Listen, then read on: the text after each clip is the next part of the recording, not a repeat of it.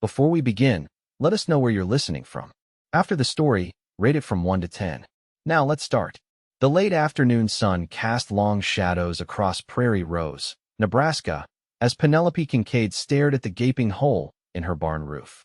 The spring storm had torn through last night, ripping away shingles and exposing the hayloft to the elements. Her father would have fixed it in a heartbeat, but he was 6 months in the ground now, and the Kincaid ranch was hers alone to manage. Well, shoot, she muttered, pushing her honey-brown hair from her face.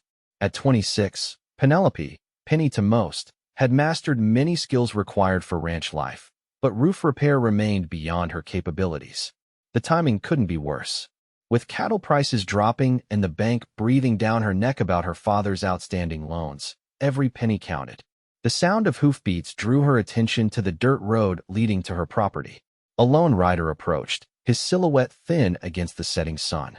His horse moved with a weary gait that matched its rider's slumped posture. Penny watched cautiously as the stranger approached. Living alone meant being careful, though she kept her father's shotgun within reach if needed. The man pulled his horse to a stop a respectful distance away. "Afternoon, ma'am," he called, his voice carrying a slight drawl. "Don't mean to intrude, but I noticed your barn roof's seen better days." As he dismounted, Penny took his measure. Tall and lean to the point of gauntness, with several days' worth of beard shadowing his jaw.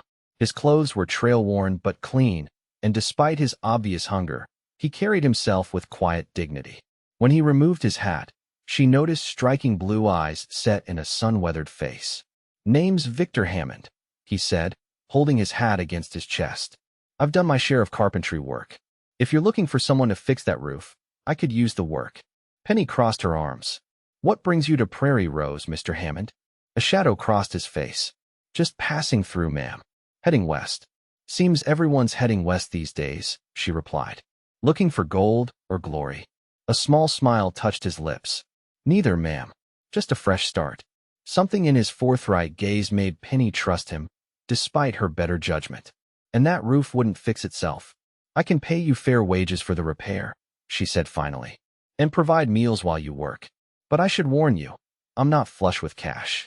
"Honest work and regular meals are more than I've had lately," he admitted. "That's payment enough to start."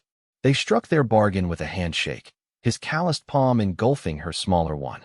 Penny showed him to the barn, where he could stable his horse, a tired-looking chestnut mare, and pointed out the small bunkhouse where ranch hands stayed during busy seasons. "It's nothing fancy," she apologized, noting the sparse accommodations. "It's a palace compared to where I've been sleeping," Victor assured her. Over a simple supper of beans, cornbread, and coffee, Penny learned Victor had been a rancher himself once, with land in Kansas. He spoke little of his past, but his knowledge of cattle and horses was evident. "What happened to your ranch?" she finally asked. Victor stared into his coffee cup. "Drought took the crops. Bank took the land. War took everything else. You fought." He nodded. "Union cavalry. Came home to nothing."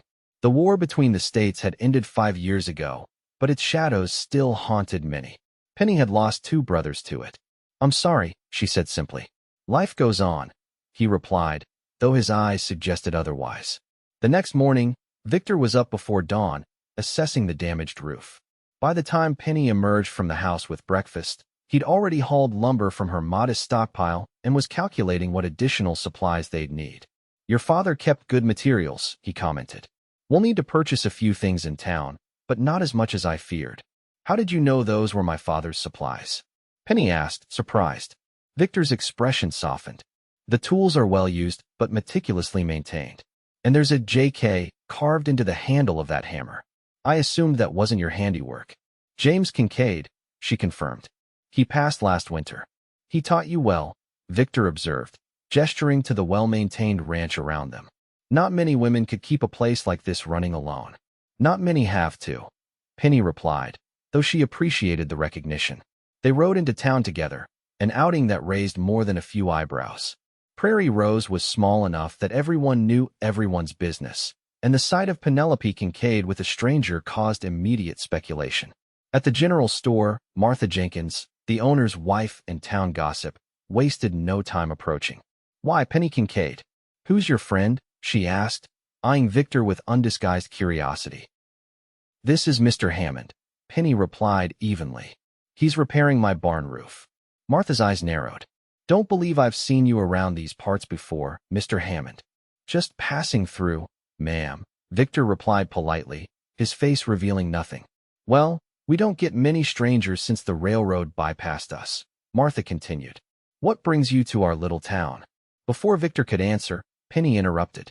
"Mr. Jenkins, I'll need these items for the repair," she said, handing the shopkeeper her list. "And we're in something of a hurry." Victor's grateful glance wasn't lost on her. As they loaded the supplies into her wagon, she noticed several townspeople watching them. "I'm afraid I've made you the subject of gossip," Victor said quietly. Penny shrugged.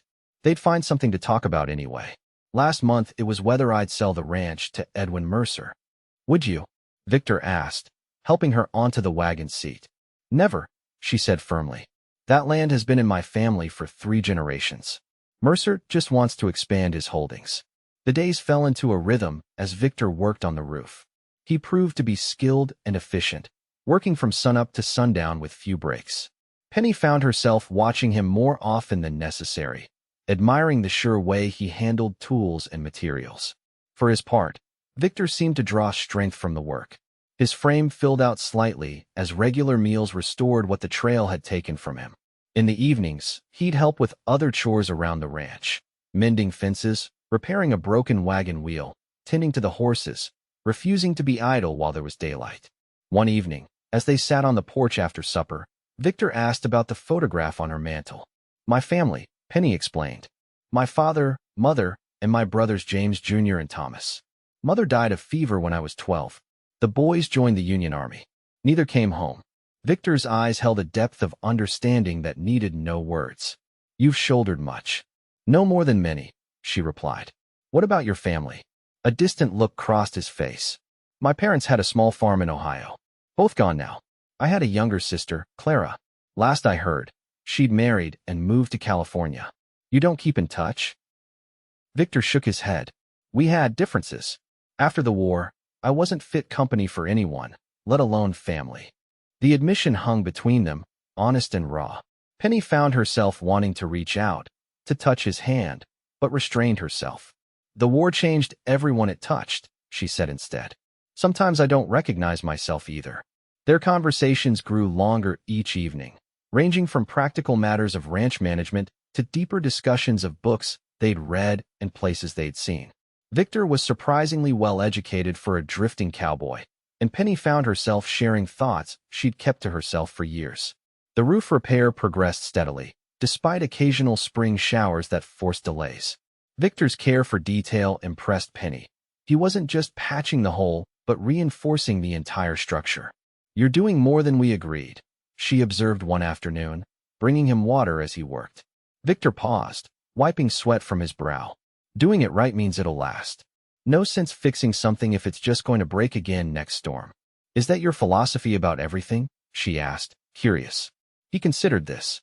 "I suppose it is, though I haven't always lived by it."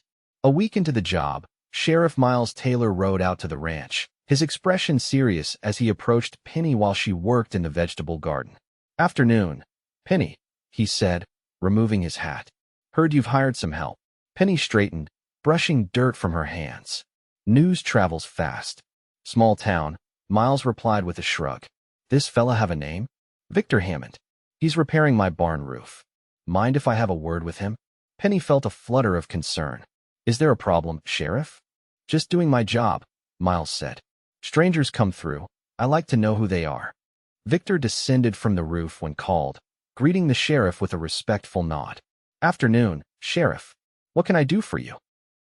"Just making acquaintances," Miles replied, studying Victor carefully. "Where you from, Hammond?" "Originally Ohio. Most recently Kansas." "What brings you to Nebraska?" "Looking for work, heading west." The sheriff nodded slowly. "Any reason you left Kansas in a hurry?" Victor's expression remained neutral.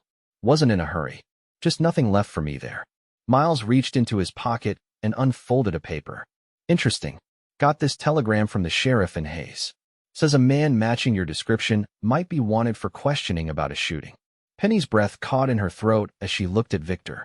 His face had gone still, but she saw no guilt there, only resignation. That would be about Frank Miller, Victor said evenly. He didn't make it? He lived, Miles replied. Claims you shot him in cold blood over a card game. Victor's laugh held no humor. Miller was cheating at cards. When I called him on it, he pulled a knife. I defended myself. There were witnesses. So why'd you leave town before the matter was settled? Because Miller's brother is the deputy in Hayes, Victor replied. Didn't expect a fair hearing. Miles studied him for a long moment. I'll wire Sheriff Peterson for the full story. In the meantime, I expect you to stay put. Penny, you all right with him continuing to work here? Penny looked at Victor, making her decision. Yes. Mr. Hammond has been nothing but honest and hard-working since he arrived. After the sheriff departed, an uncomfortable silence fell between them. Victor finally broke it. I should have told you. Yes, you should have, Penny agreed, her voice tight. Were you ever going to mention you're running from the law? I'm not running from the law, he corrected.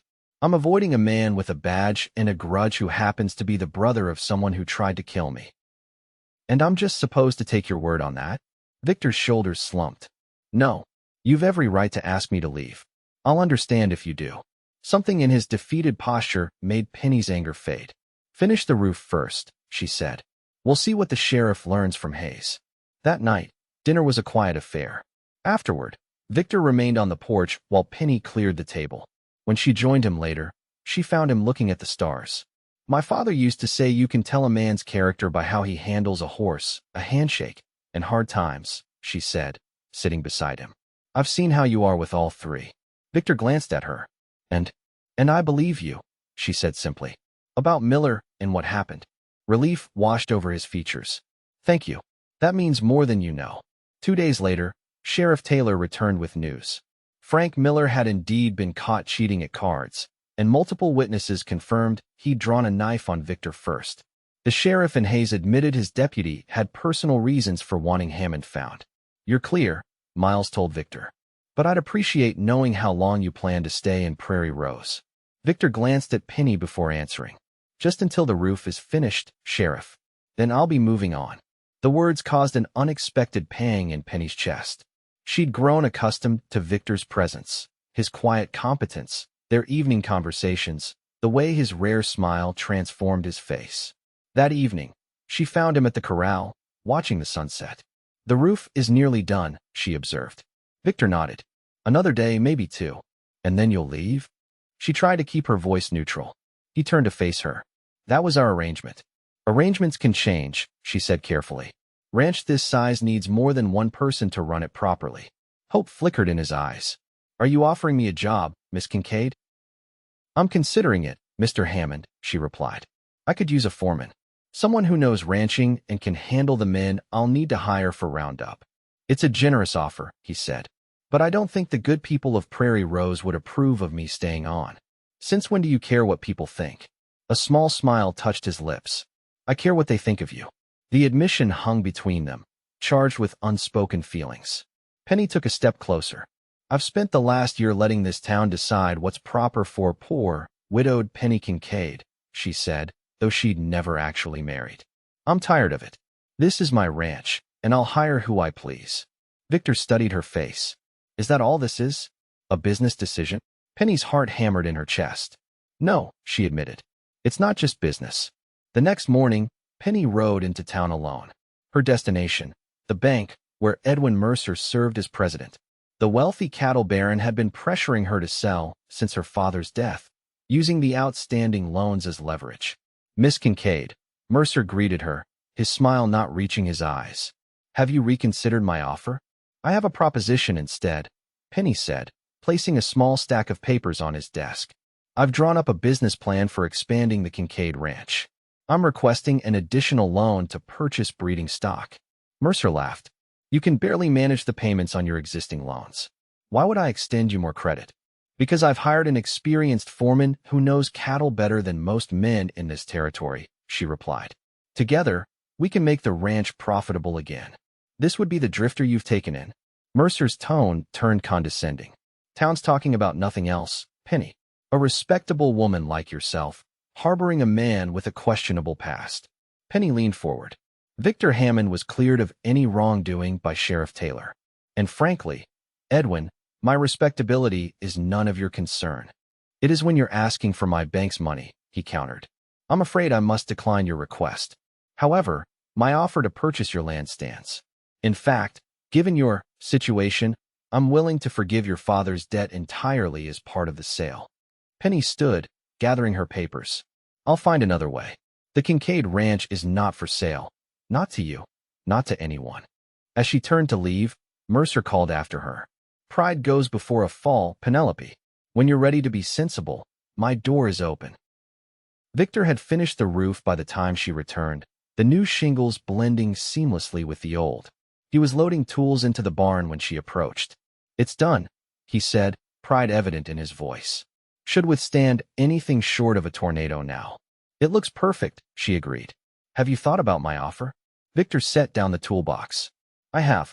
Before I answer, there's something you should know. He hesitated, then continued. After the war, I wasn't just down on my luck. I was lost. Drinking too much, fighting, moving from town to town. I'm not proud of that time. The war hurt many men that way, Penny said gently. That's no excuse, he replied. I've worked hard to become someone my parents could be proud of again. Someone I can respect when I look in the mirror. He met her gaze directly. I want you to know who you're hiring. He trailed off. Who I'm falling in love with. Penny finished for him, surprising herself with her boldness. Victor's eyes widened. Is that what's happening here? I believe it is, she said. Unless I'm alone in this feeling. He stepped closer, close enough that she could feel the warmth radiating from him. You're not alone, he said softly. Not at all. But Penny, people will talk. Let them, she replied. I'd rather have their disapproval than live without following my heart. His hand gently touched her cheek. Are you sure? I have nothing to offer but myself, and that's damaged goods. We're all damaged in some way, she whispered. Maybe that's why we fit together. Their first kiss was tentative, a question being asked and answered. The second was a promise. That evening, Victor surprised her by disappearing into the bunkhouse after dinner, emerging with a bundle wrapped in oilcloth. Carefully, he unwrapped it on the kitchen table, revealing a set of architectural drawings. What are these? Penny asked, examining the detailed plans. Something I've been working on, he replied. Ideas for improving the ranch. If we reinforce the north pasture fencing and dig a new well here, he pointed to a marked spot, we could expand the herd by 30%. Penny stared at him in amazement. You did all this while fixing the roof? Victor nodded. Been thinking about it since I arrived. This land has potential, Penny. Great potential. The bank won't loan me the money, she admitted. Mercer wants the ranch too badly. Victor wasn't deterred. There are other banks in Lincoln. And I have some savings. Not much, but enough to get started. You'd invest your savings in my ranch?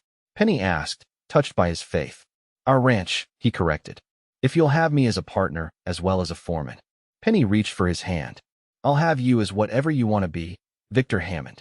His smile was like the sunrise. Well, in that case. The next morning, Victor rode into town alone, returning hours later with a small package. That evening, after supper, he asked Penny to walk with him to the newly repaired barn. Inside, he'd hung lanterns that cast a warm glow over the fresh-smelling hay. A blanket was spread on a raised platform, with a simple bouquet of wildflowers at its center. What's all this? Penny asked, delighted by the transformation. Victor took a deep breath. When I came here, I was just a hungry cowboy looking for work. I had no future, no plans beyond the next meal. Then I met you. He took her hands in his. You gave me more than a job, Penny. You gave me back my sense of purpose, my belief that tomorrow could be better than yesterday.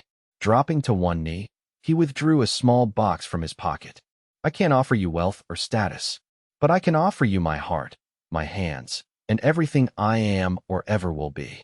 Opening the box revealed a simple gold band with a small pearl. Penelope Kincaid, would you do me the extraordinary honor of becoming my wife? Tears welled in Penny's eyes. Yes, she whispered. 1,000 times yes. Their wedding 3 weeks later was small but joyful, held in the newly repaired barn decorated with wildflowers and ribbons. Despite Mercer's attempts to discourage attendance, most of the town came, curious to witness the union that had sparked so much gossip. Sheriff Taylor stood as Victor's best man, having become a staunch ally after receiving a letter from the sheriff in Hayes confirming Victor's complete innocence. Martha Jenkins, won over by Victor's quiet charm and obvious devotion to Penny, organized a wedding supper that the town would talk about for years. After the ceremony, as guests enjoyed the celebration, Edwin Mercer approached the newlyweds. "I've come to offer my congratulations," he said stiffly. "Thank you, Edwin," Penny replied, surprised by the gesture. "I've also come to inform you that the bank's board has reviewed your loan application," he continued. "While I advised against it, I was overruled. The funds will be available next week." Victor extended his hand. "We appreciate that, Mr. Mercer. You won't regret the decision." Mercer ignored the offered hand. "See that I don't," he said before walking away. What changed his mind? Penny wondered. Victor smiled. "I might have written to a few Army colleagues who now work for the Territorial Bank Commission. Suggested they review Prairie Rose Bank's lending practices, particularly regarding widows and female property owners." Penny's eyes widened. "You didn't." "I did," he admitted. "Just because I've been down on my luck doesn't mean I don't have friends in useful places." The story of how Victor Hammond transformed the struggling Kincaid Ranch into one of the most prosperous in the territory became legend in Prairie Rose. Within a year, they had doubled their herd and hired 4 full-time hands. By the second year, they were supplying breeding stock to ranches across 3 territories. Victor's innovative water management system, designed during those first days on Penny's roof, was copied by ranchers throughout the drought-prone region. His fair treatment of workers earned him respect, while his business acumen brought prosperity not just to the ranch, but to the entire community. But what truly shocked the West wasn't Victor's agricultural innovations or business success. It was how he changed perceptions about what a man could become when given a second chance, and what a woman could achieve when she followed her heart. 5 years after that spring storm tore a hole in Penny's barn roof, the Hammond Kincaid Ranch hosted a territory-wide agricultural fair. As Penny stood beside Victor, watching hundreds of visitors tour their property, she squeezed his hand. "Not bad for a starving cowboy and a stubborn rancher's daughter," she whispered. Victor kissed her temple, his eyes crinkling at the corners. "Best roof I ever fixed," he replied, though our daughter might argue the dollhouse roof was more challenging. As if on cue, their 4-year-old daughter Clara came running toward them, her younger brother James toddling behind.